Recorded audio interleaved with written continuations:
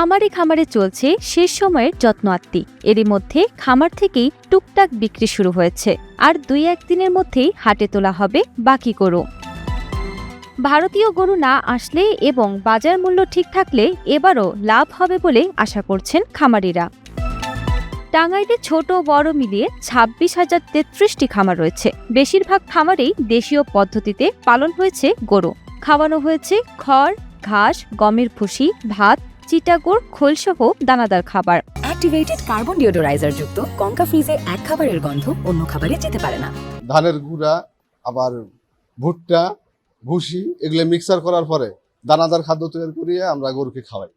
তারপর দুপুরে 12টার পরে গোসল করে আবার দেশি ঘাস আর খড় খাওয়াই।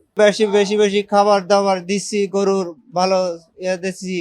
এ সময় আমরা খুব ব্যস্ততার মাঝে আছি, আশা করছি ঈদে ভালো দাম পাবো। দেশীয় জাতের গরুর পাশাপাশি রয়েছে শাহিওয়াল, ব্রাহ্মা, হরিয়ানা সহ বিদেশি জাতের গরুও। বউ বাচ্চা নিয়ে করি খাই, ভালো চলতেছে। এখানে এই গরুর পরিচর্যা সব সময় করি, কোনো ভেজাল খাদ্য খাওয়াই না, সুন্দরভাবে দেশি ঘাস নিজে তৈরি করিয়ে নিজে পরিশ্রম করে খাওয়াইতেছি। বাজার যদি একটু ভালো হয়, ভারতের গরু যদি না আসে, তাহলে আশা করি কিছু লাভবানের এই আশা করি। সরকারের কাছে দাবি, আমার অনুরোধ, যেন কোনোভাবেই ইন্ডিয়ান বর্ডার ক্রস করে বাংলাদেশে কোনো গরু না আসতে পারে। আমার এখানে 3-4 জন শ্রমিক আছে, আবার এক্সট্রা শ্রমিক মাঝে মধ্যে নেই। গরু আছে 40 থেকে 45টা বিক্রি করার মতো।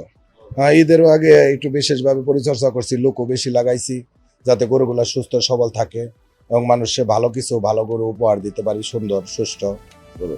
জেলার প্রাণী সম্পদ বিভাগ জানায়, টাঙ্গাইলের 26,000 খামারে কোরবানিযোগ্য পশু রয়েছে 2,36,990টি। ইতিমধ্যে শুরু হয়েছে বিক্রিও। গার্ডেন ফ্রেশ টেকনোলজির কঙ্কা ফ্রিজে 14 দিনেরও বেশি সময় খাবার থাকে ফ্রেশ।